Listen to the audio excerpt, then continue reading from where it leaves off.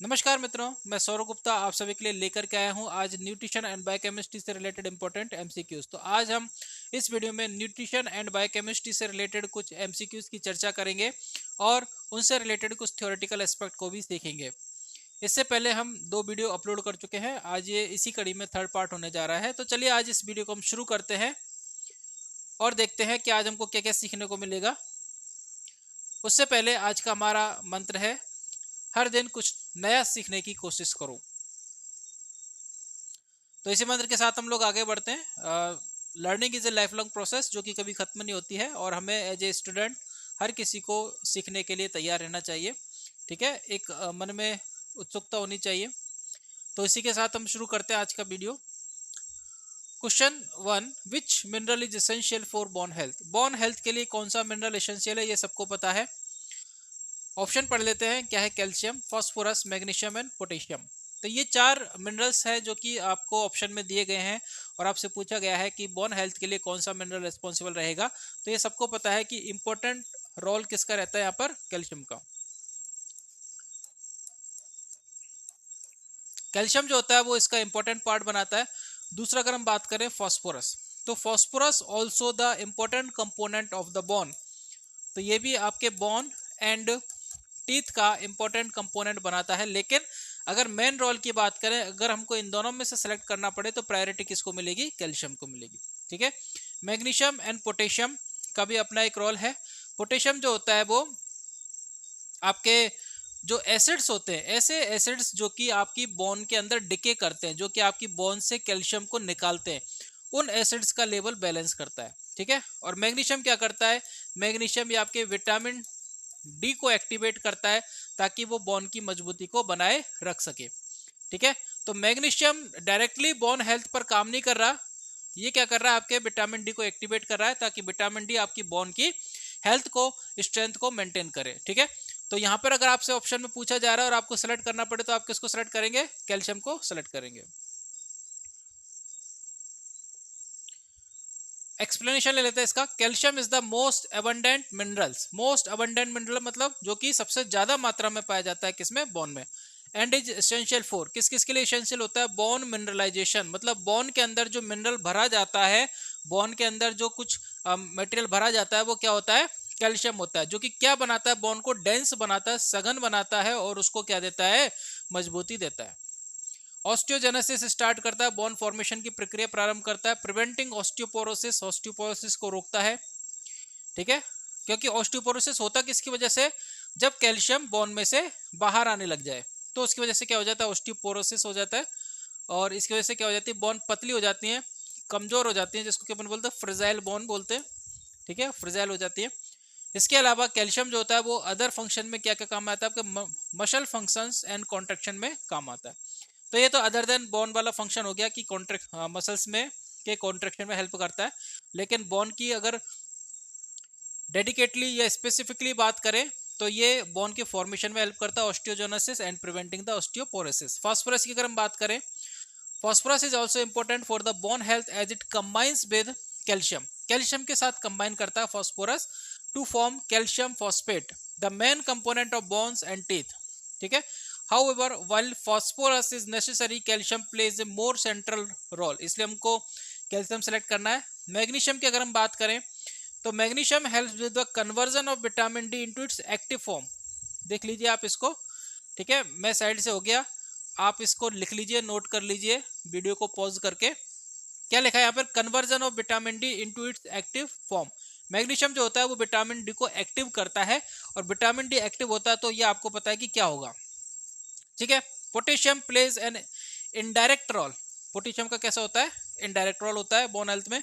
It helps to neutralise acids that can leach calcium from bones. ये उन acids को neutralise करता है जो कि बोन से कैल्शियम को लीच कर सकते हैं, मतलब कैल्शियम को हटाते हैं। ठीक है, तो सबका अपना अपना रोल है, लेकिन मिनरलाइजेशन की बात आती है तो किसका नाम सबसे ऊपर आएगा? कैल्शियम का। Next question is, what is the primary functions of iron in body? Body का आयरन का बॉडी में प्राइमरी फंक्शंस क्या है? चलिए ऑप्शन पढ़ लेते हैं। First is oxygen transport, second one is immune function, third one is bone health and fourth one is nerve function. ध्यान रखिए आयरन, आयरन हमारे बॉडी में क्या काम करता है ये आपको पता होगा कि जब आयरन की कमी हो जाती है तो बॉडी में क्या हो जाता है, एनीमिया हो जाता है। क्या हो जाता है, एनीमिया।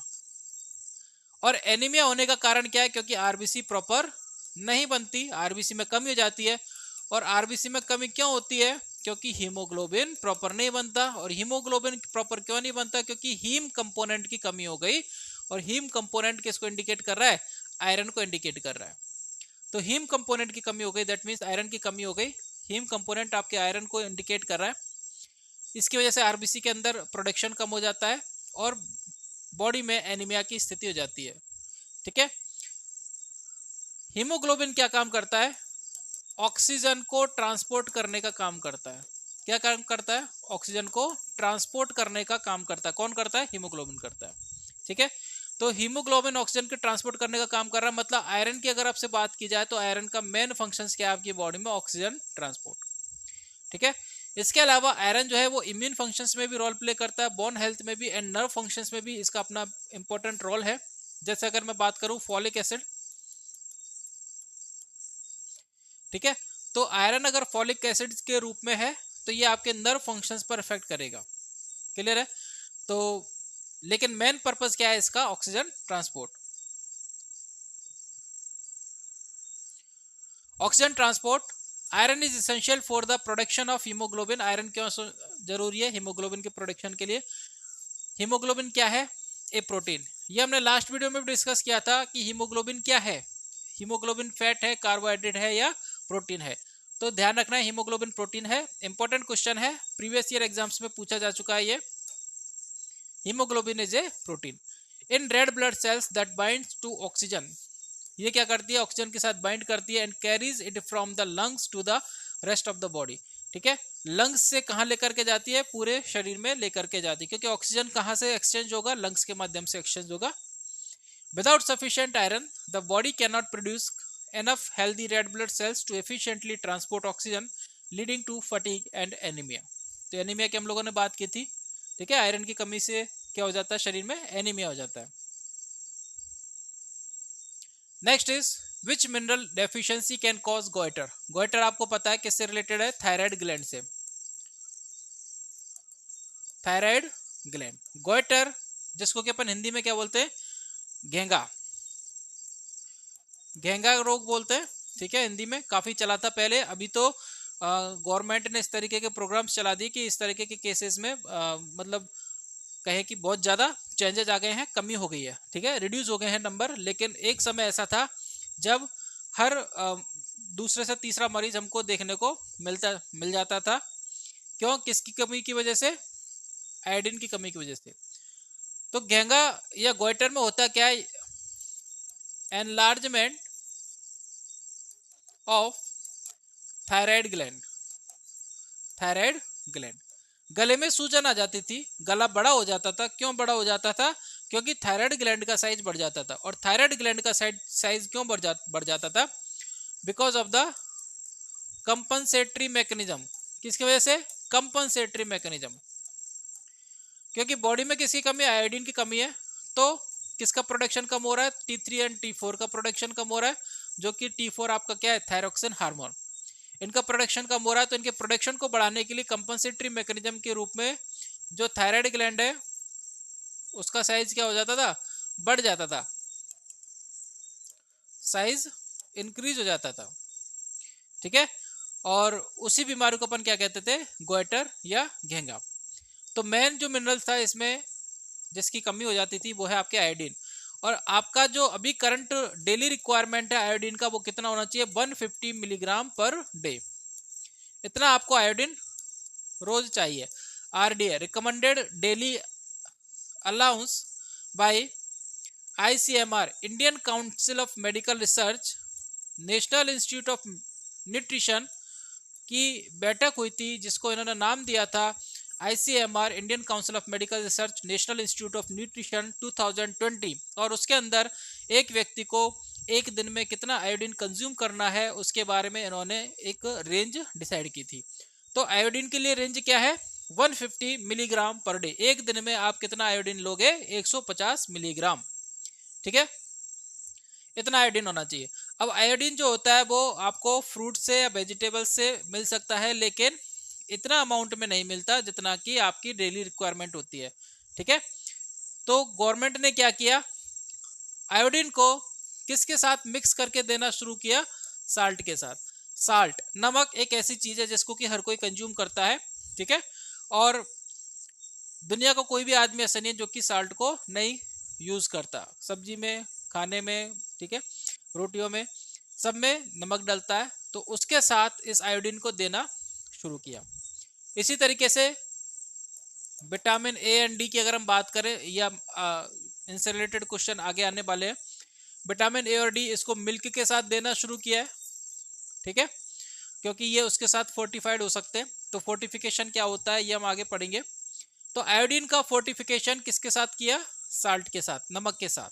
ठीक है, तो ये समझ में आ गया आपको। Iodine, iodine is essential for production of thyroid hormone which regulate metabolism. A deficiency in iodine can cause the thyroid gland to enlarge.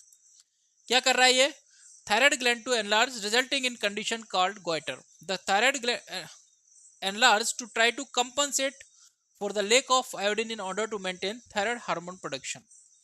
Important दूसरा पॉइंट भी आता है हमारे लिए, सेलेनियम भी आता है। Selenium is important for thyroid health as it helps in the conversion of thyroid hormone.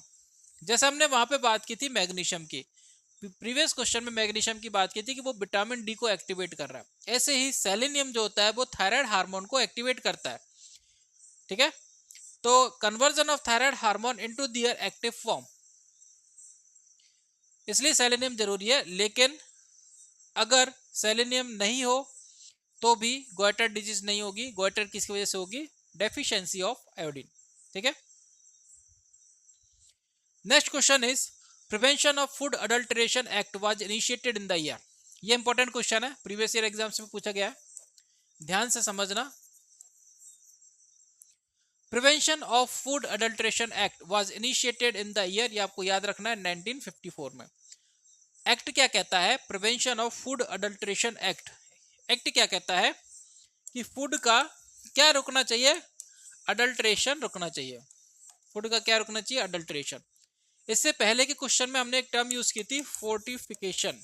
Fortification, तो इन दोनों में अंतर क्या है, अडल्ट्रेशन एंड फोर्टिफिकेशन। फोर्टिफिकेशन में हम खाने की क्वालिटी बढ़ाते हैं। फोर्टिफिकेशन क्यों किया जाता है, खाने की क्वालिटी बढ़ाने के लिए। और खाने की क्वालिटी कब बढ़ेगी, जब उसके अंदर न्यूट्रिएंट्स प्रॉपर मात्रा में होंगे। तो जब हम कोई न्यूट्रिएंट्स ऐड करते हैं, जब हम कोई मैक्रो या माइक्रो न्यूट्रिएंट्स ऐड करते हैं, ठीक है, वो कहलाता है फोर्टिफिकेशन। जैसे हमने एग्जांपल लिया था मिल्क का।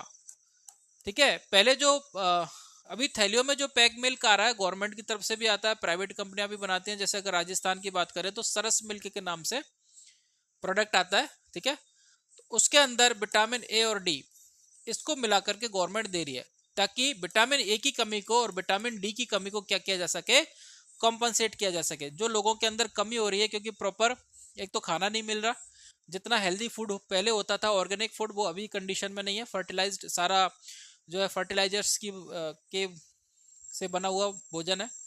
ठीक है, प्रॉपर न्यूट्रिएंट्स उसके अंदर मौजूद नहीं है। इसके अलावा सन एक्सपोजर भी कम हो गया। गाँव में या ग्रामीण रूरल एरियाज में अभी भी एक्सपोजर है, लेकिन जो बड़ी सिटीज है जहाँ पर मल्टीप्लेक्स बने हुए हैं, कॉम्प्लेक्स बिल्डिंग्स हैं, वहाँ पर सनलाइट का एक्सपोजर प्रॉपर नहीं है, जिसकी वजह से विटामिन डी की कमी है। तो उस कमी को कंपनसेट करने के लिए गवर्नमेंट ने क्या किया है, मिल्क के साथ ये दो विटामिन को फोर्टिफाइड करके दिया है। क्या दिया है, फोर्टिफाइड। तो अगर आप इन थैली को देखोगे तो उस पर लिखा होगा फोर्टिफाइड। फोर्टिफाइड का सिंबल होता है F+ के नाम से, इस तरह का सिंबल दिखेगा आपको, और उसमें लिखा होगा फोर्टिफाइड विद ए और डी। हो सकता है कहीं पे, जिस सरस की मैं बात कर रहा था राजस्थान में, तो वहां पर ए और डी दोनों को मिला करके देना शुरू कर दिया। ए और डी को दूध के साथ ही मिला करके क्यों दिया है, क्योंकि ए और डी जो होते हैं वो क्या होते हैं, फैट सोल्यूबल विटामिन होते हैं। क्या होते हैं, फैट सोल्यूबल विटामिन होते हैं। ठीक है, तो इसलिए इसको मिल्क के साथ देना शुरू किया। आयरन की हमने बात की थी, तो आयरन को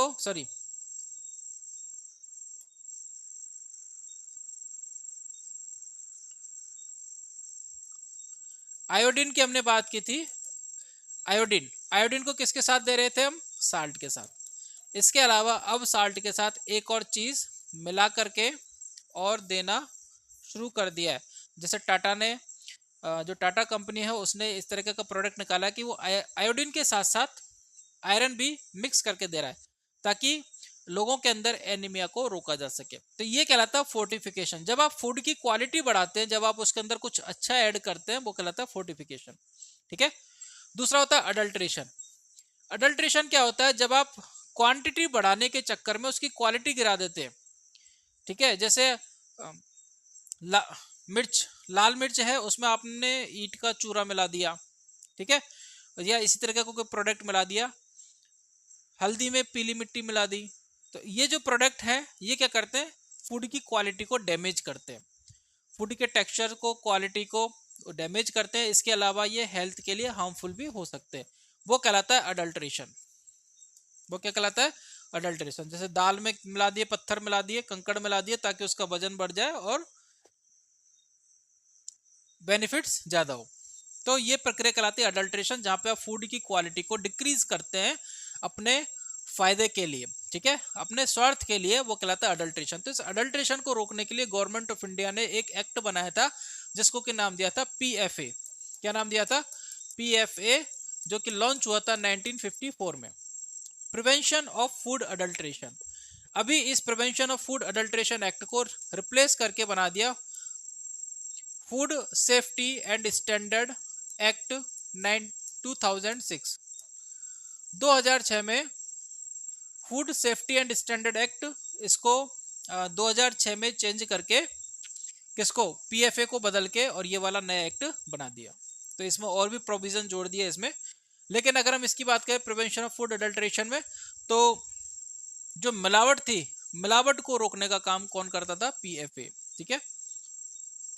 तो ये आगे समझ में, ये दोनों चीजें आपको याद रखनी है। 1954 PFA and FSSA, food safety standard act 2006। ठीक, क्लियर है।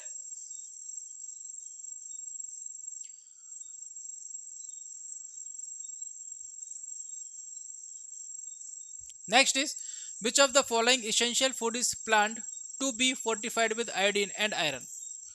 अभी हमने डिस्कस की थी। और देखिए वर्ड को पकड़ना है आपको, फोर्टिफाइड। फोर्टिफाइड वर्ड वहां लिखा जाएगा जब आप कुछ अच्छा करते हैं, और अडल्ट्रेशन वर्ड वहां लिखा जाएगा जब आप कुछ हार्मफुल करते हैं या सेल्फिशनेस, अपने स्वार्थ के लिए कुछ आप ऐड करते हैं, वहां पर वर्ड आएगा अडल्ट्रेशन। और जब आप कुछ अच्छा करते हैं, खाने की क्वालिटी बढ़ाते हैं, उसके अंदर न्यूट्रिएंट्स ऐड करते हैं, तो वो कहलाएगा फोर्टिफाइड। तो वर्ड को पकड़ना है fortified with iodine and iron. तो अभी जो प्लान किया गया है वो है साल्ट का। ठीक है। कई कंट्रीज में शुगर के अंदर विटामिन ए को मिला सकते हैं, और कई कंट्रीज में ऐसा मतलब प्रोविजन बनाया गया है कि शुगर के साथ विटामिन ए को देना है। लेकिन अभी इंडिया में ऐसा नहीं है। व्हीट फ्लोर, राइस फ्लोर, इनके साथ आप आयरन मिला सकते हैं, लेकिन आयोडीन मिलाने का अभी कोई ऐसा प्रोविजन नहीं है। अभी जो फोकस है वो किस पर है, साल्ट पर। साल्ट के साथ आयोडीन एंड आयरन दोनों को मिला करके पब्लिक को देने का प्रोविजन है, ताकि विटामिन आयोडीन एंड आयरन की डेफिशिएंसी को फुलफिल किया जा सके। So salt is commonly fortified with both iodine and iron in many countries as part of the public health initiative to address deficiencies. Iodine fortification in salt is a well-known method to prevent iodine deficiency disorder like goiter. Some programs also fortify salt with iron to combat anemia caused by iron deficiency. तो कुछ programme ऐसे हैं जो कि salt, iodine के साथ साथ iron को भी फोर्टिफाई करते हैं, ताकि इनकी डेफिशिएंसी की कमी से होने वाले रोगों को रोका जा सके। ठीक है। Next is national nutrition policy functions under the department of. National nutrition policy, देखिए थ्योरेटिकल क्वेश्चन है, हो सकता है आपको अटेंशन मेंटेन करने में प्रॉब्लम हो। थ्योरेटिकल क्वेश्चन है लेकिन इंपॉर्टेंट क्वेश्चन है। नेशनल न्यूट्रिशन पॉलिसी, हमारे देश में न्यूट्रिशन से रिलेटेड पॉलिसी बनाने का काम कौन करता है और वो किस डिपार्टमेंट के अंतर्गत में आता है।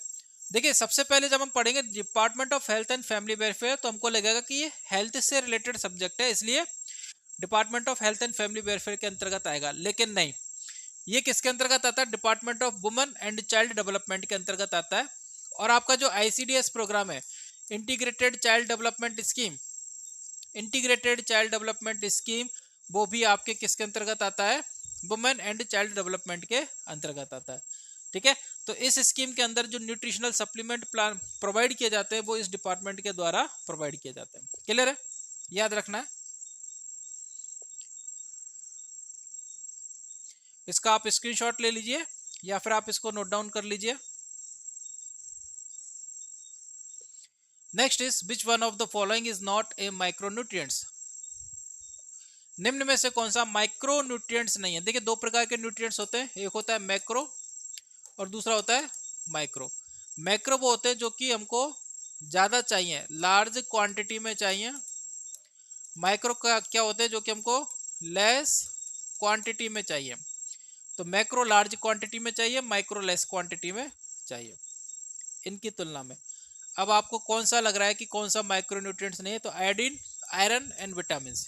तो आपको पता है कि मिनरल्स जो होते हैं एंड विटामिन, ये दोनों क्या है? माइक्रोन्यूट्रिएंट्स। और फैट, प्रोटीन एंड कार्बोहाइड्रेट, ये क्या है? आपके मैक्रोन्यूट्रिएंट्स। मैक्रो जिनको बॉडी को सबसे ज्यादा रिक्वायर होती है, मैक्रोन्यूट्रिएंट्स। तो आपका आंसर क्या है? यहाँ पर क्लियरली दिख रहा है, protein. Next is deficiency of essential fatty acid cause. Essential fatty acids क्या होते हैं? जो हमारी बॉडी के लिए जरूरी होते हैं और बॉडी जिनको प्रोड्यूस नहीं कर सकती, इसलिए उनको एक्सटर्नल सोर्स से लेना पड़ता है। तो क्या क्या कमी हो सकती है? डर्मेटाइटिस हो सकता है, ग्रोथ रिटार्डेशन हो सकता है, reproductive failure, all of the above. तो ये तीनों चीज जो है वो इसके द्वारा हो सकती है। Dermatitis, A common symptoms of essential fatty acid deficiency is dermatitis which present as dry, scaly and inflamed skin. Growth retardation important for proper growth and development especially in children. ठीक है। Reproductive failures, essential fatty acids play role in reproductive health, क्योंकि जो भी steroid hormones हैं आपके reproduction से related, उनको, उनके बनने को, उनके फॉर्मेशन को ये कम कर देगी। अगर एसेंशियल फैटी एसिड कम है तो ये उनके प्रोडक्शन को कम कर देगी। ठीक है, तो आपके रिप्रोडक्टिव हेल्थ पर भी इसका इफेक्ट आएगा। Next is POFA are mostly found in. POFA क्या होता है? ऑलरेडी हम लोग डिस्कस कर चुके हैं सारी चीजें। पॉली अनसैचुरेटेड फैटी एसिड्स, ठीक है, जैसे लॉन्ग कार्बन चेन है आपकी,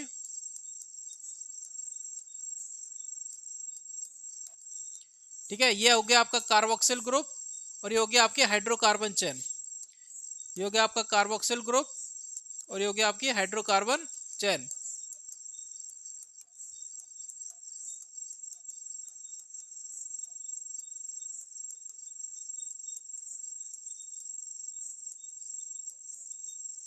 ये आपके हाइड्रोकार्बन चेन होगी। कार्बन की जो बैलेंस होती है वो 4 होती है, संयोजकता 4 बॉन्ड बना सकता है। ठीक है, तो पॉली अनसैचुरेटेड ये होगा आपका सैचुरेटेड फैट, ऐसा फैटी एसिड जिसमें सारे सिंगल बॉन्ड हो, कोई भी डबल बॉन्ड नहीं हो।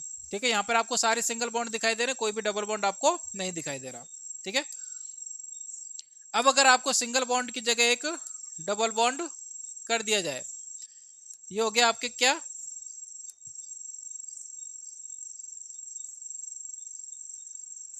अगर डबल बॉन्ड हो गया तो फिर ये वाले जो कार्बन है वो एक एक हाइड्रोजन के साथ ही जुड़े रहेंगे। ये हो गया आपके डबल बॉन्ड। ये हो गया अनसैचुरेटेड फैटी एसिड्स। अनसैचुरेटेड में भी कौन सा? Mono unsaturated fatty acids.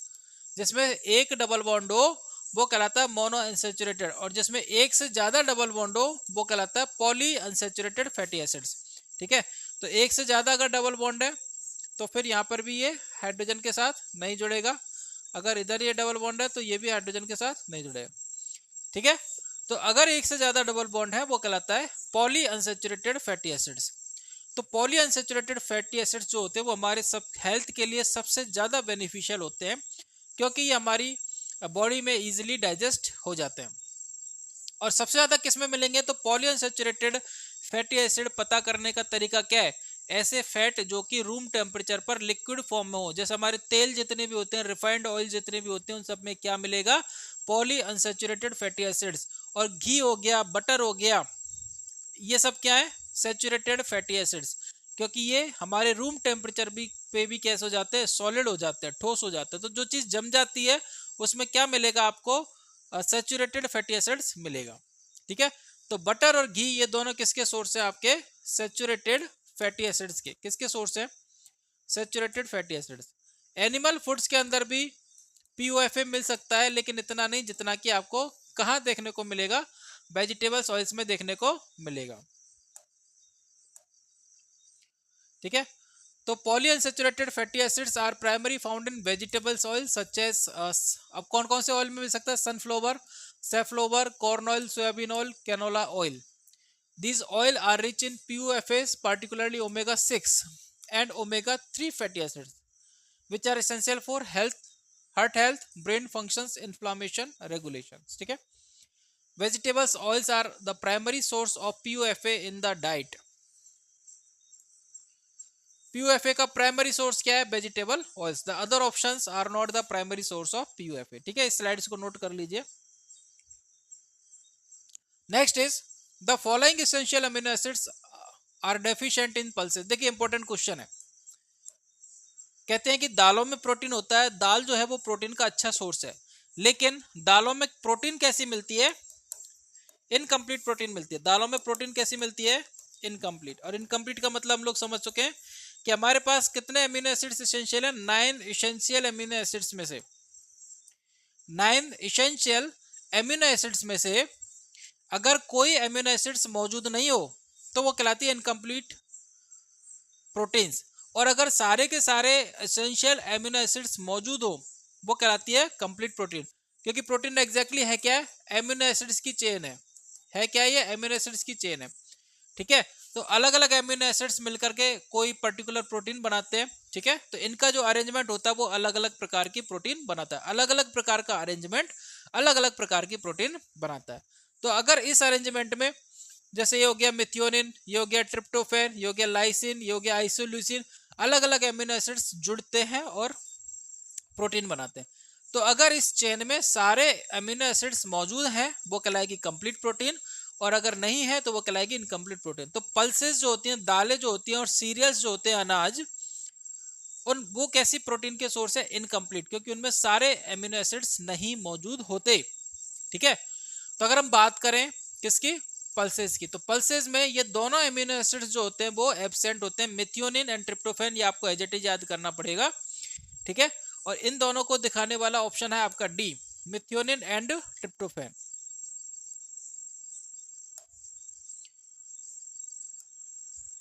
Next is protein of cereals and pulses are. आपसे बोला था अभी कौन सी प्रोटीन है, इनकम्प्लीट प्रोटीन। इनकम्प्लीट प्रोटीन क्या होती है, इसका मतलब अभी हमने समझा थोड़ी देर पहले। ठीक है, कंप्लीट क्या होती है, जिसमें सारे अमीनो एसिड्स मौजूद हो। इनकम्प्लीट क्या होती है, जिसमें सभी इसेंशियल अमीनो एसिड्स मौजूद नहीं हो। पार्शियली कंप्लीट इस प्रकार की कोई टर्म है नहीं। None of the above, that is not your answer. ठीक है, incomplete cereals and pulses are considered incomplete proteins because they lack one or more of the essential amino acids in sufficient quantities. For example, cereals are often low in lysine. अगर हम cereals की बात करें, ठीक है, तो उनमें किसकी कमी होती है, लाइसिन की कमी होती है। पल्सेस में किसकी कमी होती है, मिथियोनिन एंड ट्रिप्टोफैन की कमी होती है। तो ये 2 पॉइंट आपको याद रखने, एटलीस्ट खाने के लिए। जैसे हम लोग दाल चावल खाते हैं, इसलिए कहा जाता है कि जो दाल होती है और उसके साथ आपको कोई ना कोई सीरियस अनाज खाना है, ताकि वो आपकी प्रोटीन के रिक्वायरमेंट को पूरा कर सके। ठीक है, तो जैसे मिथियोनिन और ट्रिप्टोफैन अगर आपकी कमी होगी तो वो आपको अनाज से मिल जाएगा, और अगर लाइसिन की कमी है तो वो आपको दालों से मिल जाएगा। मतलब आपकी प्रोटीन जो होगी वो कंप्लीट हो जाएगी। इसलिए दाल चावल साथ में खाए जाते हैं ताकि वो एक कंप्लीट प्रोटीन बना सके। तो दाल और चावल साथ में खाना फायदेमंद रहता है, बजाय अकेले अकेले खाना। ठीक है, the following digestive enzyme is present in gastric juice. Gastric juice में कौन सा डाइजेस्टिव एंजाइम होता है, आपके ऑप्शन है pepsin, trypsin, chymotrypsin and peptidase. तो आपका आंसर जो होगा वो यहाँ पर होगा पेप्सिन। पेप्सिन जो होता है वो होता है गैस्ट्रिक जूस में। सारे के सारे क्या है, प्रोटियोलाइटिक एंजाइम्स है जो कि प्रोटीन को पचाते हैं। ट्रिप्सिन एंड काइमोट्रिप्सिन ये मिलेंगे आपको स्मॉल इंटेस्टाइन में। पेप्टिडेज जो होता है वो कंप्लीट जीआईटी में होता है, लेकिन गैस्ट्रिक जूस की अगर हम बात करें स्पेशली तो यहाँ पर मोर प्रोमिनेंट क्या होगा आपके pepsin. Pepsin is digestive enzyme present in gastric juice which is secreted by stomach. It is responsible for breaking down proteins into smaller peptides. Smaller peptides क्या होंगे? प्रोटीन की चेन में। अब ये ऐसा नहीं होता कि एक एक बॉन्ड को ब्रेक कर रहे हैं, ये रेंडमली कांटेक्ट में आते हैं और जहाँ पे भी कांटेक्ट में आएंगे उस बॉन्ड को ब्रेक कर देंगे। ठीक है, तो बीच में छोटे छोटे क्या बन जाती है? प्रोटीन के टुकड़े बन जाते हैं जिनको क्या अपन बोलते हैं? पेप्टाइड्स। ठीक है, तो स्मॉलर पेप्टाइड्स बन जाते हैं। Pepsin is activated from its precursor pepsinogen. Pepsinogen से बनता है ये। ठीक है, इसी प्रकार से ट्रिप्सिन और काइमोट्रिप्सिन का मैंने बता दिया, स्मॉल इंटेस्टाइन में बनते हैं। और पेप्टिडेज जो है वो आपके होल जीआईटी में प्रेजेंट रहता है, लेकिन अगर गैस्ट्रिक जूस में बात करें प्रोमिनेंट कौन सा होगा? आपके pepsinogen, pepsin. Next is obesity is usually assessed by. Obesity को हम कैसे चेक कर सकते हैं? देखिए आपके ऑप्शन है BMI, BMR, growth chart and none of the above. ठीक है, तो ये तो ऑप्शन आपका रहेगा नहीं, क्योंकि इनमें से आपको ऑप्शन मिलने जा रहा है BMI, BMR and growth chart. तो बी सबसे पहले हम बात करेंगे बीएमआई। ठीक है, बीएमआई क्या होता है? Body mass index. क्या होता है? बॉडी मास इंडेक्स होता है। कैसे निकालते हैं? वेट इन केजी, व्यक्ति का किलोग्राम में weight divided by height. Weight by height मतलब वेट में अगर हाइट का भाग दे दे, और वेट किस में लेंगे? किलोग्राम में, हाइट किस में लेंगे? मीटर में। तो हाइट का स्क्वायर, हाइट को आपने लिया मीटर में और उसका कर दिया स्क्वायर, वो हो गया आपका height, sorry height in metre square, और वेट इन केजी। ये आपका फॉर्मूला है किसका? बीएमआई का। और ये जो फॉर्मूला होता है वो आपके किसको असेस करने के काम आता है? ओबेसिटी। ओबेसिटी को पता करने के काम में आता है। तो कैसे, इसकी रेंज क्या है? अगर बॉडी मास इंडेक्स, आप सभी लोग पता करके देख सकते हैं जो फॉर्मूला बताया है, अगर बॉडी मास इंडेक्स 18.5 से 24.9 आता है तो ये क्या है आपका? Normal. Normal weight. Less than 18.5 आता है तो अंडर वेट। ठीक है, 24.9 से 30 सॉरी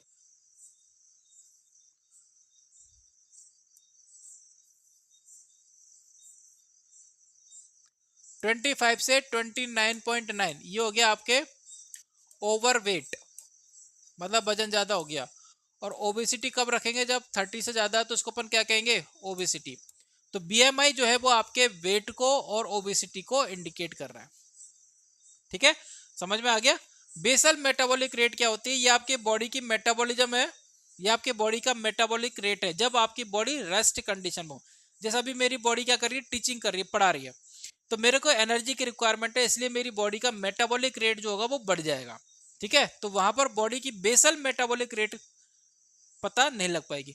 तो जब बॉडी रेस्टिंग कंडीशन में उस वक्त कितनी एनर्जी कंज्यूम कर रही है, तो रेस्टिंग कंडीशन में भी हम कोई ना कोई काम करते रहते हैं, जैसे रेस्पिरेशन करते हैं। ठीक है, तो उस कंडीशन में भी हम कोई ना कोई काम करते हैं, तो उस वक्त एनर्जी की जरूरत पड़ती है। तो जब आप फिजिकल कोई एक्टिविटी नहीं कर रहे हो, बॉडी की नॉर्मल मैकेनिज्म के लिए जो एनर्जी रिक्वायर्ड होती है वो होती है आपकी बेसल मेटाबॉलिक रेट। ठीक है, ग्रोथ चार्ट आपके हाइट एंड वेट को इंडिकेट करता है कि बॉडी का फिजिकल डेवलपमेंट प्रॉपर हो रहा है या नहीं हो रहा। ओबेसिटी के लिए स्पेशली क्या है आपके पास? BMI. Next is a women who intend to get pregnant generally given supplement. Pregnant women को अपन क्या देते हैं? Folic acids. क्या प्रेफर करते हैं? फॉलिक एसिड्स, ताकि उसके अंदर एनीमिया को प्रिवेंट किया जा सके। विच of the following trace element is essential for synthesis of insulin. Insulin के लिए कौन जिम्मेदार होता है सिंथेसिस के लिए? तो वह आपका जिंक। जिंक जो होता है वो इंसुलिन के फॉर्मेशन में हेल्प करता है। इंसुलिन का फॉर्मेशन, स्टोरेज एंड रिलीज, जब जरूरत पड़ती है तो इंसुलिन को रिलीज करने में भी हेल्प करता है, स्टोरेज में भी हेल्प करता है। ठीक है, zinc is essential for the synthesis, storage and release of the insulin in the pancreas. Insulin कहाँ बनता है? पेंक्रियाज में। It plays a critical role in the proper functioning of insulin, helps in maintaining normal blood glucose level. Cobalt की अगर हम बात करें तो कोबाल्ट क्या काम करता है? It is the component of vitamin B12 और B12 जो आपको पता है वो किसके लिए जिम्मेदार है? आरबीसी के प्रोडक्शन के लिए। Chromium involved in carbohydrate and lipid metabolism. Carbohydrate and lipid के मेटाबॉलिज्म में किसका रोल आता है? क्रोमियम का रोल आता है। ठीक है। और कॉपर क्या काम करता है? Formation of RBC and the maintenance of nerve cells. तो कॉपर का भी अपना एक इंपॉर्टेंट रोल है। ठीक है। क्रोमियम ध्यान रखना है, लिपिड एंड फैट के मेटाबॉलिज्म में हेल्प करता है। Next is mid day meal programmes provide meals to children for the following minimum number of days. Mid day meal programme जो डिसाइड किया गया है वो बच्चों को कितने दिन तक खाना प्रोवाइड करता है, एटलीस्ट कितने दिन तक खाना दिया जाना चाहिए बच्चों को, वो है आपका 200। ये आपको एज इट इज याद करना है कि मिड डे मील प्रोग्राम बच्चों को कम से कम 200 दिन तक खाना दिए जाने की वकालत करता है। The midday meal program in India provides free meals to children in government and government-aided schools. The program aims to enhance the nutritional status of children and encourage school attendance. The minimum number of days for which meals are provided under this program is 200 days. This ensures that children receive at least one meal a day on school days throughout the academic year. क्योंकि इतना अगर अपन देखें तो बच्चे के लिए जो normal school days होते हैं वो अप्रोक्सीमेटली 200 डेज होते हैं, तो उसको ध्यान में रखते हो कि कम से कम एक साल में 200 दिन उसको खाना मिले। The principal plasma protein responsible for exerting colloidal osmotic pressure. Osmotic pressure को बनाने के लिए कौन सी प्रोटीन जिम्मेदार? हमारे ब्लड में जो ऑस्मोटिक प्रेशर बनाती है, ऐसी कौन सी प्रोटीन है जो कि ब्लड में ऑस्मोटिक प्रेशर क्रिएट करती है ताकि वो ब्लड प्रेशर को मेंटेन कर सके। ठीक है। तो जितना ज्यादा ऑस्मोटिक प्रेशर होगा उतना ही ब्लड का अमाउंट ज्यादा होगा, उसकी क्वांटिटी ज्यादा होगी, और जितनी ब्लड की क्वांटिटी ज्यादा होगी उतना ही ब्लड प्रेशर ज्यादा होगा। तो आपके ऑप्शन है हीमोग्लोबिन। हीमोग्लोबिन किसका पार्ट है? आरबीसी का पार्ट है। CRP, C reactive protein. CRP का फुल फॉर्म क्या है? सी रिएक्टिव प्रोटीन। कोरोना में आपने इसका नाम खूब सुना होगा, सी रिएक्टिव प्रोटीन। ये आपके एक्यूट इन्फेक्शन को डिटेक्ट करने का काम करती है, एक्यूट एंड क्रॉनिक इन्फेक्शन को डिटेक्ट करने का काम करती है। एल्ब्यूमिन प्रोटीन जो होती है वो आपके ऑस्मोटिक प्रेशर को मेंटेन करने का काम करती है। और हेप्टोग्लोबिन जो प्रोटीन होती है वो आपके रिसाइकिल का काम करते हैं, रिसाइकलिंग का काम करती है किसके? हीमोग्लोबिन के, एचबी। ठीक है। हीमोग्लोबिन के रिसाइकलिंग में हेल्प करती है हेप्टोग्लोबिन। तो ये चारों प्रोटीन का समझ में आ गया आपको। अब आपसे पूछा ऑस्मोटिक प्रेशर के लिए कौन सी प्रोटीन रेस्पॉन्सिबल है, वो आपकी एल्ब्यूमिन। ठीक है। Albumin is principal plasma protein responsible for exerting colloidal osmotic pressures. It helps maintain the proper balance of fluid between blood vessels and tissues by preventing excessive leakage of fluid. ये सारी चीजें आप लोग पढ़ोगे तो समझ में आ जाएगा। बाकी चीज हम लोगों ने डिस्कस कर ली है। ठीक है। इसका आप स्क्रीनशॉट ले लीजिए या फिर आप इसको नोट डाउन कर लीजिए। Next is deficiency of the following substance cause hypochromic microcytic anaemia. देखिए हाइपोक्रोमिक, पहला हम इसका मतलब समझेंगे। हाइपोक्रोमिक माइक्रोसाइटिक एनीमिया, ये आपकी आरबीसी। ठीक है। आरबीसी के अंदर क्या भरा होता है? हीमोग्लोबिन भरा होता है। तो ये आपके आरबीसी और ये हमने भर दिया इसके अंदर हीमोग्लोबिन। ये क्या भर दिया आपने? हीमोग्लोबिन भर दिया। ठीक है। ये हो गया आपके आरबीसी जो आपकी एक सेलुलर स्ट्रक्चर है, और उसके बाद आपने भर दिया इसके अंदर हीमोग्लोबिन। तो यहां पर आयरन, हीम के साथ क्या जाएगा? आयरन। हीमोग्लोबिन में क्या होगा? आयरन। आयरन क्या है? मेटल। और मेटल के लिए अपन वर्ड यूज करते हैं क्या? क्रोमा। जो मेटल होता है, धातु जो होती है, उसके लिए अपन वर्ड क्या यूज करते हैं? क्रोमा। ठीक है। वर्ड क्या है? हाइपोक्रोमिक। क्रोमिक की कमी मतलब जो आपका एलिमेंट है, एलिमेंट क्या है एनीमिया में? इंपॉर्टेंट एलिमेंट क्या है? आयरन। उसकी कमी हो गई, हाइपोक्रोमिक हो गया। हाइपोक्रोमिक का मतलब क्या हो गया? आयरन की कमी होना। सिंपल है। माइक्रोसाइटिक, और ये जो सेल है इसका साइज क्या हो गया? छोटा हो गया। तो दोनों का मतलब एक है, हाइपोक्रोमिक में भी माइक्रोसाइटिक एनीमिया ही होगा। वो कैसे होगा देखिए, ये तो आपको समझ में आ गया हाइपोक्रोमिक का मतलब क्या हो गया। ये एक नॉर्मल आरबीसी है। क्या है ये? नॉर्मल आरबीसी, जिसमें हीमोग्लोबिन इतना भरा जाता है जितना कि हमने शो किया। ठीक है। ये आपकी दूसरी आरबीसी। जिसमें आपने भरा हीमोग्लोबिन कम, क्यों? क्योंकि आयरन की कमी हो गई। ठीक है, ये हो गया। अब विटामिन बी 12 का रोल आता है यहाँ पर। Vitamin B 12, vitamin B 1, thiamine, cyanocobalamin, इनका रोल आता है। ये क्या काम करते हैं कि जैसे नॉर्मल हीमोग्लोबिन की फिलिंग हो गई, उसके बाद ये इस सेल्स को कंप्रेस करते हैं ताकि इस आरबीसी को क्या बनाया जा सके, कॉम्पैक्ट बनाया जा सके। तो सेल अगर कंप्रेस होगी तो सेल जो होगी वो बिल्कुल टाइटली पैक हो जाएगी। आगे समझ में? ये हो गया आपकी टाइटली पैक। और इसको अपन हटा देते हैं साइड से।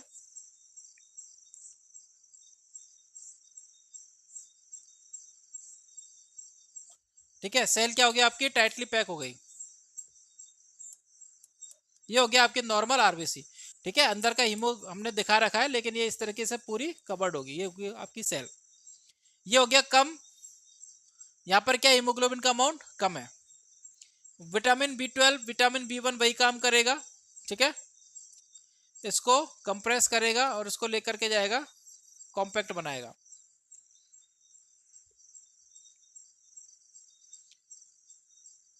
अभी आप देखिए कि जो नॉर्मल आरबीसी का साइज है, ये साइज नॉर्मल कब है? जब हीमोग्लोबिन का अमाउंट नॉर्मल है। जब हीमोग्लोबिन का अमाउंट कम हो गया तो इस सेल का साइज क्या हो गया, नॉर्मल आरबीसी से कम हो गया। ठीक है, तो इस सेल का जो साइज है वो नॉर्मल आरबीसी से कम हो गया।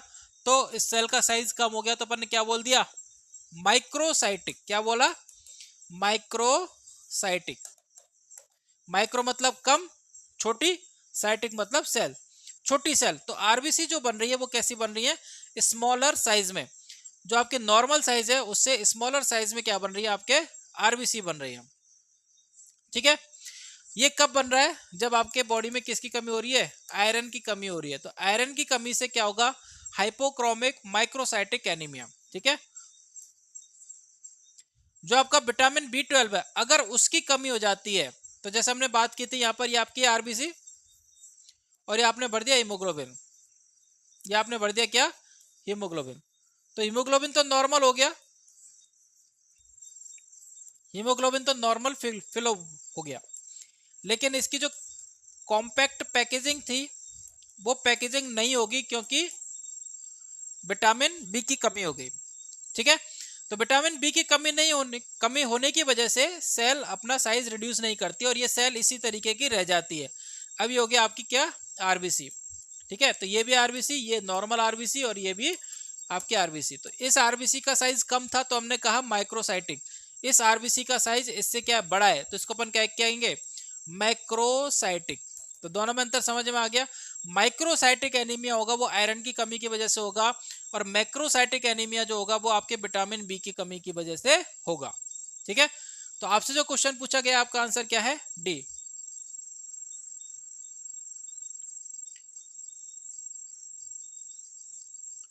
नेक्स्ट जो क्वेश्चन है आपका, the normal pH of human blood is, normal pH आपको पता है कितनी होती है, 7.35 टू 7.45।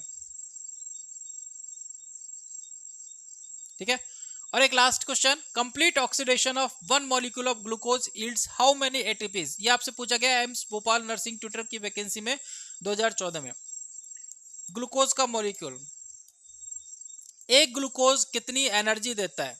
ठीक है, तो ये आपको पता है सबको कि 36 देता है। 38 और 36 ये आपके इलेक्ट्रॉन ट्रांसपोर्ट पाथवे पर डिपेंड करता है। लेकिन अभी जो नया एस्टीमेट आया है उसमें कितनी एनर्जी कैलकुलेट करते हैं हम, 32। वो कैसे करते हैं आइए देख लेते हैं। ग्लूकोज से पायरुवेट बनता है, ग्लूकोज से क्या बनता है, पायरुवेट। तो बनते हैं 2 एटीपी। क्या बनते हैं, 2 एटीपी और 2 एनएडीएच। ठीक है, पायरुवेट से बनता है,